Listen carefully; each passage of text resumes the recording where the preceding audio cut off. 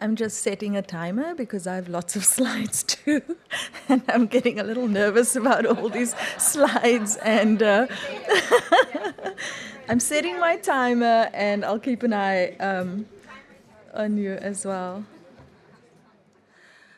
I'm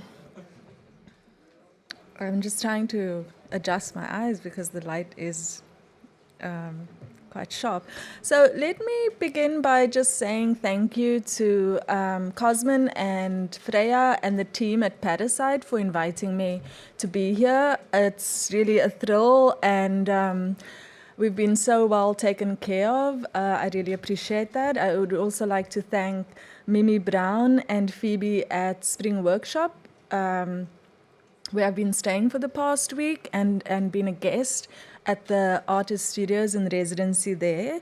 And that's been just really great too. Also to everyone who's hosted us at the different art spaces and venues around town. It's been really exciting to get to know Hong Kong. It's my first visit as well. And to meet everyone here and participants in the program. So I had intended to talk about a specific project that I've been working with an artist on since 2012 to now, a long-term project, and that was going to be the presentation. But fortunately, since I'm in the last panel for the day and I've had to, a chance and opportunity to reflect on previous panels and also do a workshop with the young professionals who are here at Parasite this week as well, that I thought I'll just, take a step back and add two more components to the talk that I hope will especially be of benefit to them, because I know that they are also questioning and struggling to think about what it means to be a curator today and in this political climate, which we all find so challenging. But I think especially as, some of us can imagine when you're just starting out, it can be really challenging and daunting. So whatever, help and understanding we could give towards that, I feel is sort of responsible to do. So what I've done is to organize the talk into three parts. And the first part is to talk about so I've organized it into three parts as a way to sort of think through, where I am now and what kind of work I'm doing right now and who I'm working with, and just to be able to kind of organize all these different aspects of the work that I do. But at the same time, they also interconnected, obviously, and intersect with each other. But I thought just for the sake of, having some kind of organizing principle and to be able to reflect and make some key points in this short time, that's how I would do it. So my talk will focus on young artists that I work with, younger artists, and on supporting younger artists and the development of their practice. The second part, I'll speak specifically about an art and civic dialogue project that I've been working on for a few years now. And then in the third part, I just want to highlight two of the most recent exhibitions that are very focused around a certain kind of politic among, other shows that I've done. I thought I'd pull those out. So in my short, brief description of my initial talk, I had proposed that I would sort of weave together, my biography with my practice as well, and highlight, artists and projects and things that I'd done along the way. And I'm going to simply, start with where I am now and, make some note towards biography, but really to start in the present, to start now, and to just share that, everything I feel that has taken place in my life, both personal and political in South Africa and the USA, is immersed in my work, and it's very hard for me to separate where the one begins and where the other ends. So on that note, I feel that it is an incredible privilege to be here and to be able to work in the arts and to be able to work with artists. Because if you'll remember from my previous colleagues' presentations and from what you should know about South Africa by this point, and by I mean Black people in South Africa were not supposed to be here, were not supposed to be part of art or culture. And so, yet here we are, right? And like many creators and creatives who have come before me, have had to sort of fight for that right to assert artistic expression and freedom and to be here. So for me, whatever the challenges and problems, I still think that it's a great privilege to be in the kind of space that we can be and to work within culture. And, whenever I have been in South Africa, and for the time I was the curator at the Goodman Gallery in Cape Town, where I'm from. I had a 6-month contract there, and then I had another contract in Johannesburg for a bit. And I'd go, some of you know the Goodman Gallery, some of you don't, but it's one of the oldest and the most prestigious contemporary art gallery in South Africa. They represent, such luminaries as William Kentridge and David Goldblatt, and so forth. And so often, you'd find yourself at these dinners and in a place that I wouldn't say is the center of the art world, but you're kind of at the epicenter of the art world in South Africa in that context. And people would still, across the, color spectrum, would still ask me, they'd say, so tell us, like, how did you get here, and, it was always a very interesting question because, and nobody sort of feels any, apology for asking that. People are pretty direct, and they would say, well, how is it that you are here, And I said, they said, not to be offensive or anything, but, how is it that you are here? And what they sort of meant, what people meant was that on the one hand, they knew, the challenges for Black artists and Black creatives in South Africa that they have faced. And so they in part it was revealing, we know that it must have been challenging for you to be in this space and, so we'd like to hear about it. And on the other hand, it was also, having certain kinds of stereotypical ideas about, in my case, colored people, that they are, and usually negative stereotypical ideas. And by colored people, I mean to say that, in the categories that apartheid ascribed to different race groups in South Africa, colored specifically meant not Black African, not white European, not Indian, not Asian, not white Afrikaner. And that's sort of the breadth of the categories. And so one was located somewhere in between in that world. And,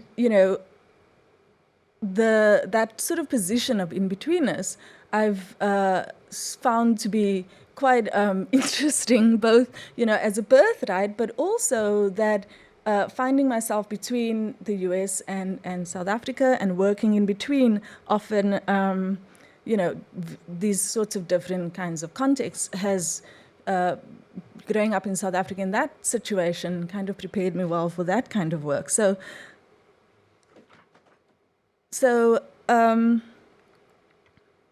that sort of in-between space is, I suppose, one that exists and that feels natural and where a lot of my work takes place. But I also want to sort of refer you to the period that Moses spoke about yesterday, 1985 to 1995. And, one of the questions that he asked or sort of posed was, during this 10 years, this was sort of there weren't many black women artists during that time, and it was kind of strange. And, I sort of remembered because I thought, well, I was maybe between 11 and 21 years old during that time. And those 10 years were, I would describe as a period of low-level civil war in South Africa. It was that intense. So actually everything was disrupted. High school life, everyday life, everything during that time. And there are memories that I have of that time as a kid or in high school or whatever.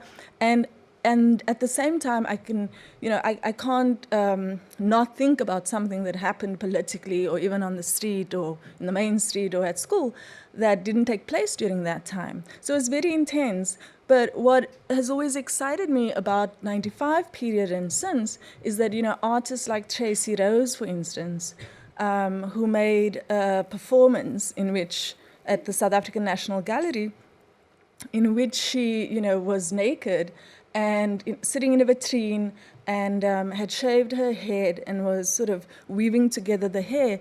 And this sort of sent shockwaves, through the whole community and the whole art world and, just the general public, because to have a black woman's body, naked in this performative context was so radical. And it's hard to imagine that now. But at the time, it was, I remember, it was what everybody was talking about, like, oh my God, did you see that? And so Tracy Rose sort of, really emerged during that time and was maybe from this first generation, like myself, to emerge from that 10-year period of just, protest and marches and, really civil warfare. But now, when I meet artists now from South Africa, there's a whole nother generation of young women artists, for instance. So many who have, benefited from the stability and the end of apartheid and what that brought. And so that's always exciting for me to meet those young women artists, and to see that, they have the same challenges that other artists have, but they also have opportunities to be artists and support to be artists.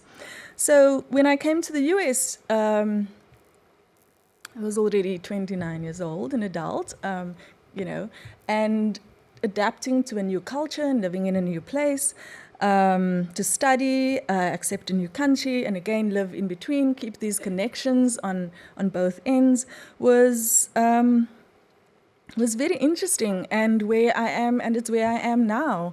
And so, to segue into the presentation, where I am now is also, where a lot of young artists are. And New York City is still a place where artists come from all over to live and to work and to seek opportunities and support. And so, it's not just where I am, but I think of it as where we are, the other half.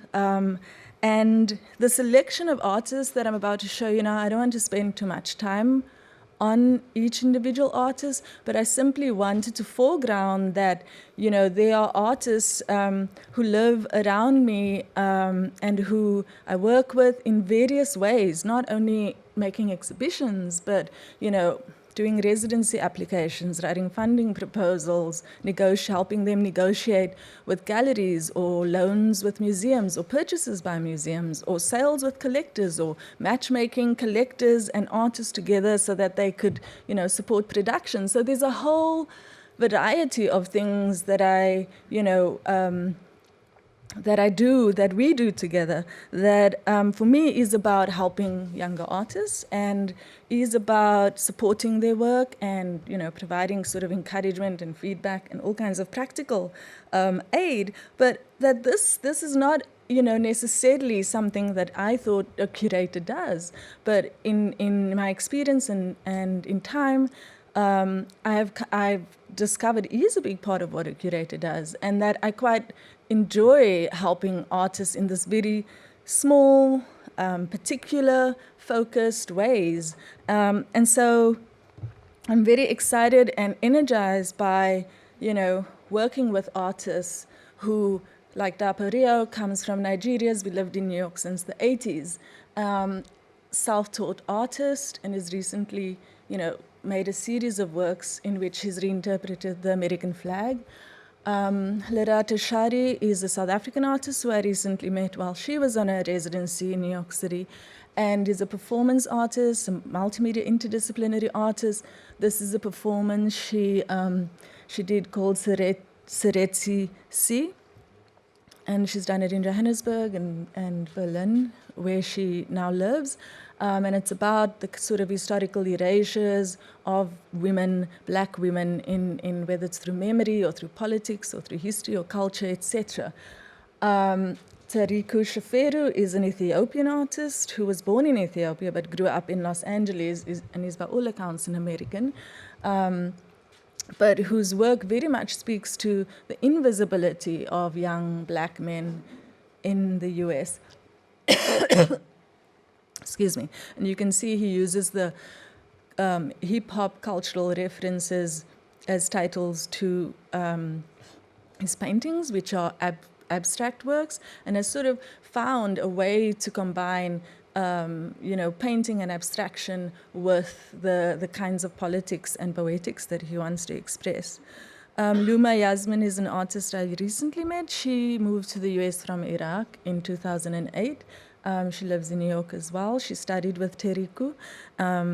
And this is a work on canvas, new work, that's part of a series in which she's trying to process the war in Iraq. And I can imagine that it's a very complicated way, wanting to process in a place that is so responsible for so much of the war that has happened there.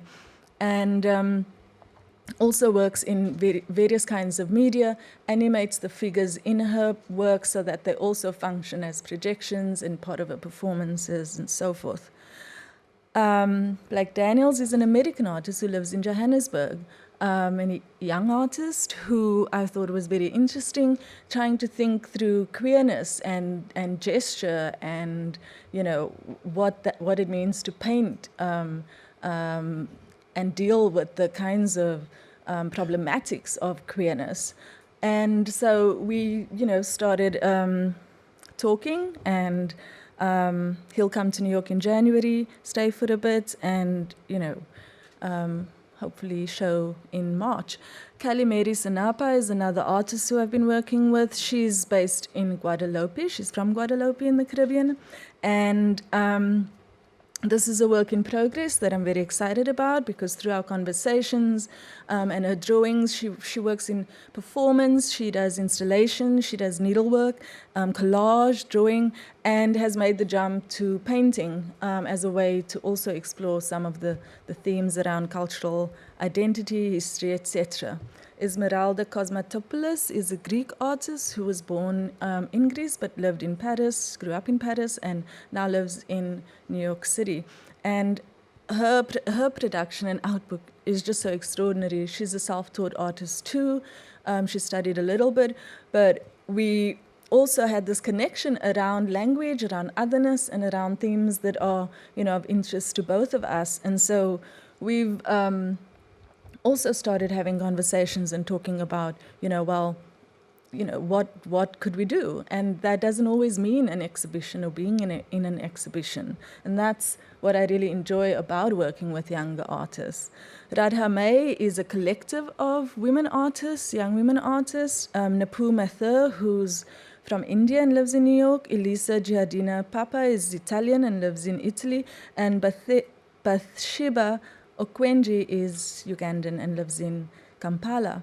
And this project that they did, When the Towel Drops, looked at Italian film from the 50s and the ways in which women's performances were edited out and censored in film scripts. And so they've taken all these edited out outtakes and created a performance screening, but also just a beautiful installation in which they've used an old, those old movie projectors to have the viewer enter the space and sort of look through this tiny screen at some of these cutouts to comment on women's sexuality. So those are just, I just wanted to give you that sense of this, larger, that where one is, there's this larger community of artists and very young artists who I think, who I feel a responsibility towards and a real, enjoyment in working with. And so those are some of just the current, artists that are out there that one has all these different conversations with. So moving to part 2. I have 12 minutes and 45 seconds. Art and civic dialogue is what I've sort of called this part, but it's a project with an artist, Bradley McCallum, who's an American conceptual artist, and in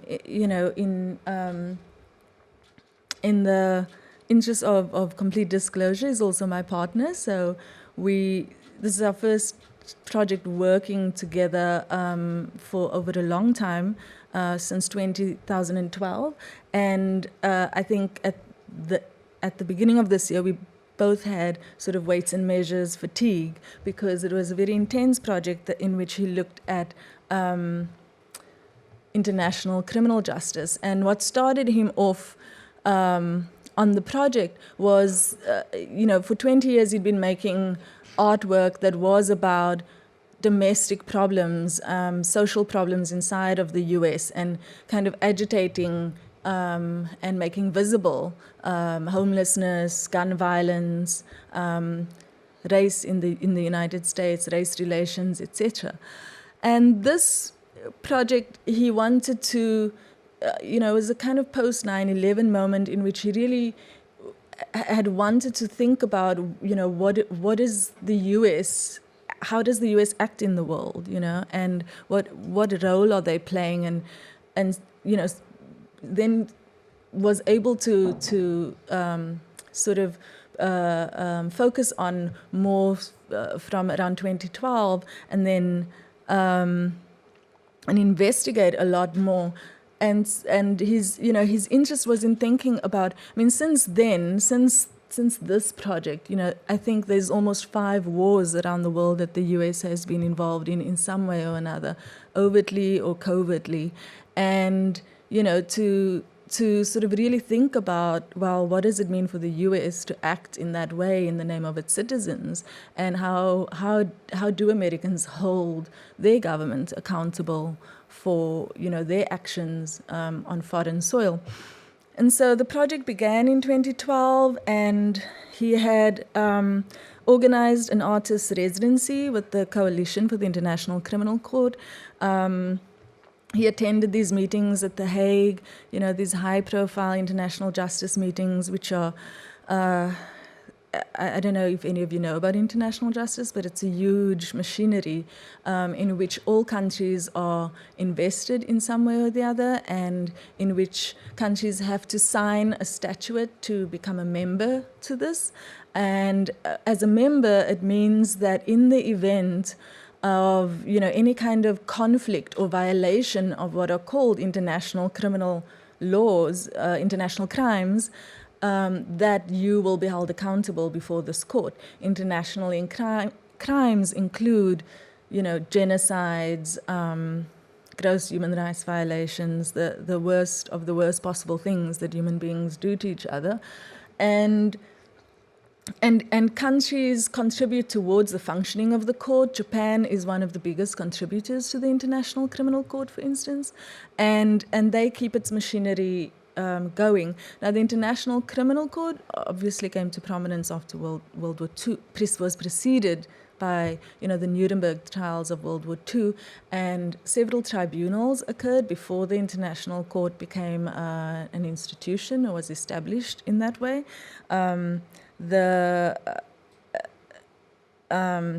So through this research, he began to look at both the tribunals preceding the International Criminal Court and then the cases that have come up in the International Criminal Court. These are recent cases of war crimes and crimes against humanity from the 2000s, for instance. And yet it's astounding how, little or how the court operates at such a high level that, in general, how little people know about the court. But the artist completed a couple of residencies and went deeper into these different cases and then created a first set of paintings in the studio. That you can see from the dimensions that they are incredibly large paintings. There are two color and what he has called a reversal, which is this kind of absence of color on the left and on the right, based on courtroom photographs and courtroom documentation. So the one on the left, it's the same person but shown in these kind of dual ways. They're very intense oil paintings. They kind of pull you in when you stand in front of them. They're quite large. Sorry, there's a kink in there. It's from the criminal tribunal, so not the court, but the tribunal for the former Yugoslavia. Several others, you can see just as a sense of scale, the size of the works. And in this particular installation, only the reversals were chosen for this installation, as you see. But they are intended to be diptychs and presented together. And Mansour was talking about how art creates change, or what kinds of changes art can create, and this idea of of affect and how affecting art can be. And I think the intention to show portraits, to have them be oil paintings, and of the size that they are, means that you have to stop, you have to look, you have to think on it a little more. It's not fleeting like photography. It's not something that can be digested easily. It actually takes time. And so this is just a selection of some of those portraits. There are 20 diptychs in all, so that's 40 portraits from these different cases. And the images that you see now are some of the kinds of civic dialogues that, in the course of the project accompanied all of the installations. And these dialogues were about bringing together, experts in the field of international justice with civic organizations and NGOs, as well as general public and art communities as well. So the project then kind of launched. Everything came together in South Africa in, what is it now, 2017? Yeah, earlier this year in February and between February and April. And it was quite interesting because South Africa had been in the news because they had refused to arrest Sudan's president when he visited for the African Union meetings. And South African president announced that the country would withdraw from the International Criminal Court, and 3 other African countries followed that and said they would withdraw as well. And the implications of that was that, there's been this ongoing tension between African countries and, European countries or Western countries in the International Criminal Court, where African leaders have accused the International Criminal Court of, going after African leaders and targeting them specifically. On the other side, the arguments have been that if South Africa withdraws, it's a beacon on the continent. It's important to be a leader on the continent and to sort of set the tone for human rights and the protection of human rights. And so if South Africa abandons that, then who else is going to be able to provide that leadership, especially in countries where there are fragile judicial systems and social systems. So the project went to South Africa before some of these sorts of major things, happened, but it was fortunate that it did, because it enabled it to be a really timely debate, and for us to really engage social media, radio, television, and to have this kind of civic dialogue about the project.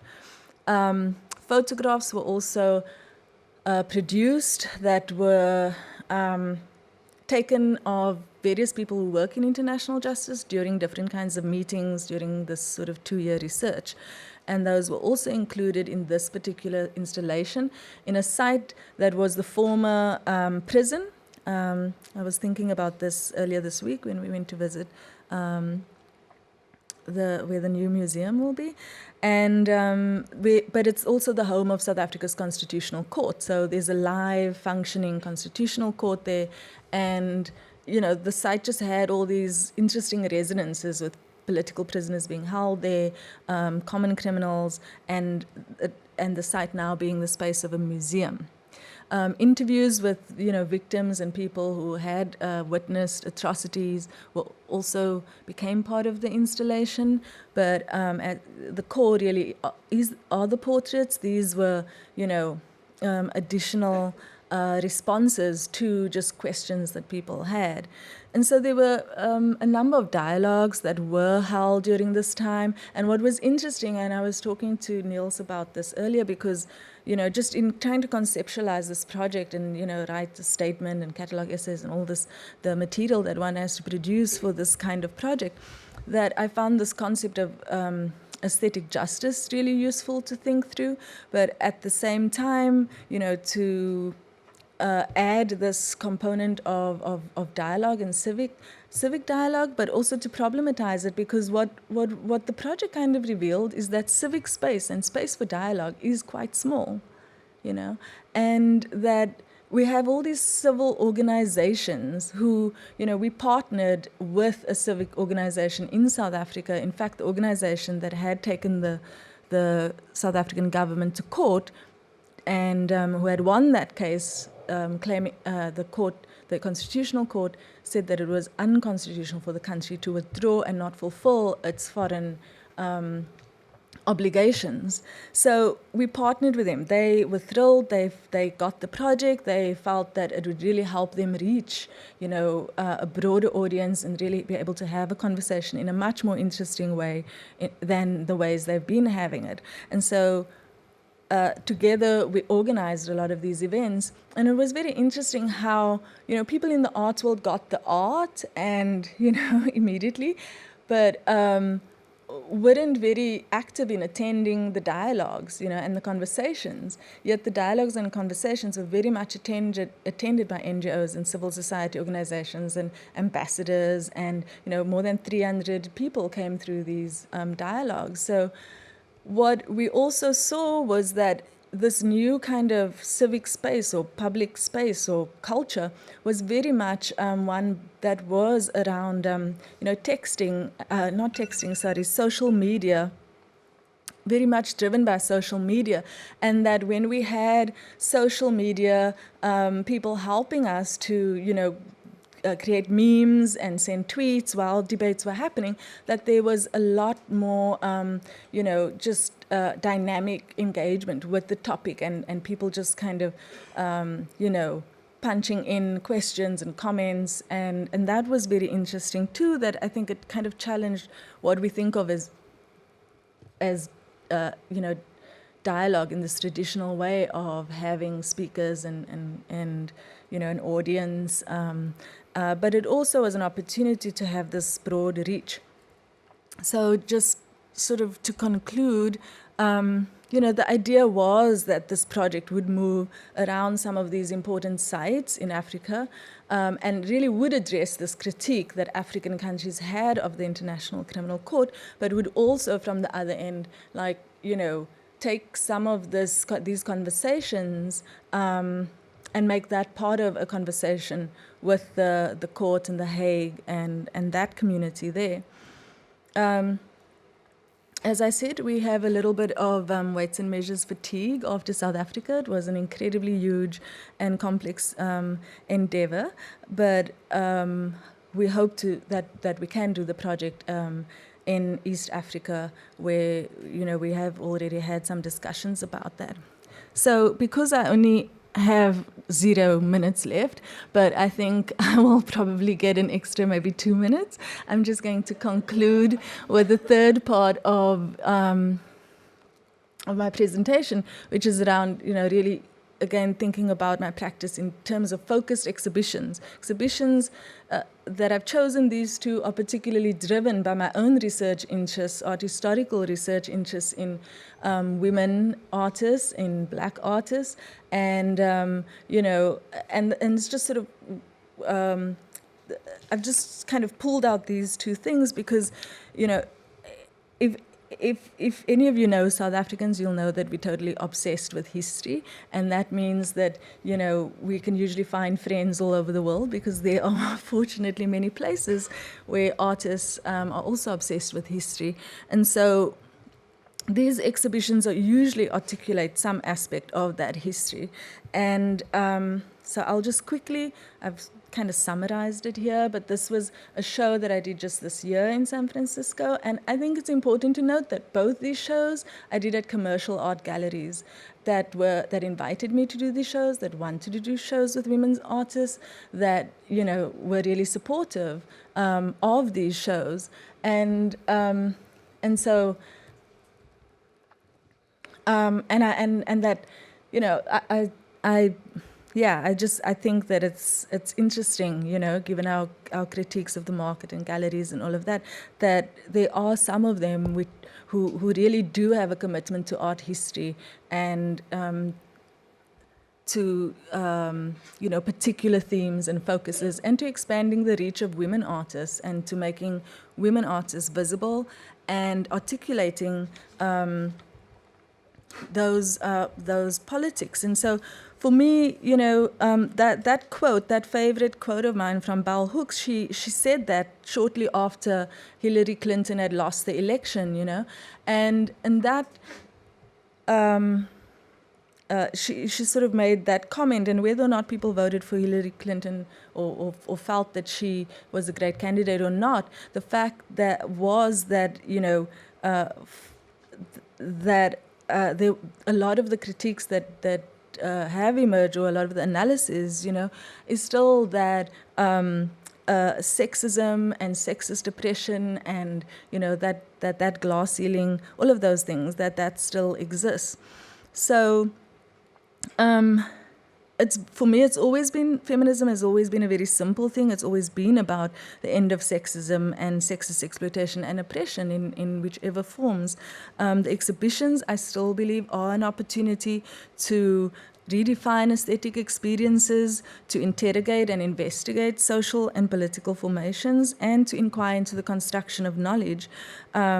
I think being a woman artist is a politic. It's not a lifestyle or, an identity, and that as a curator, articulating what those politics are, whether they are subtle, overt, aggressive, in whichever way, is something I'm very much interested in doing. And so, in conclusion, I'm going to end with another quote, but I wanted to say that I really appreciated Professor Chen's, provocations and jabs and pokes, because it kind of reminded me of, the 90s and so many professors and teachers that I had in South Africa who were always kind of jabbing and poking and making us uncomfortable, so much so that it's kind of so internalized that sometimes I feel, I can only be comfortable for like a brief few minutes and then I'm uncomfortable again, and kind of continues and never ends. But I think that that kind of always questioning is very important, and change, I think, is something that isn't necessarily, as Mansoor said earlier, too big and dramatic, but change can be these very small things. And I think that changing the life or making, the life of someone else better, I think that is a big change, and that is intervening in a social process when you can do that. And in this case, since I work with artists and am in that world, for me it is important that whatever small thing I can do does feel to me like making that kind of intervention. And then finally that, that we do take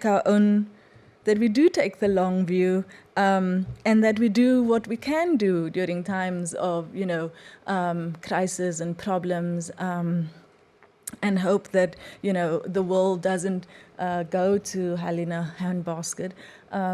But this was a quote that my philosophy professor would always, one of my philosophy professors would always be sprouting this kind of Marxist quote. There were lots of Marxist quotes being sprouted around in South Africa in the 80s and 90s. You sort of had to learn how to be a good Marxist and have a revolutionary education, And what this really meant was a very simple thing, around questioning and around having the will. So I'll end there. Thank you.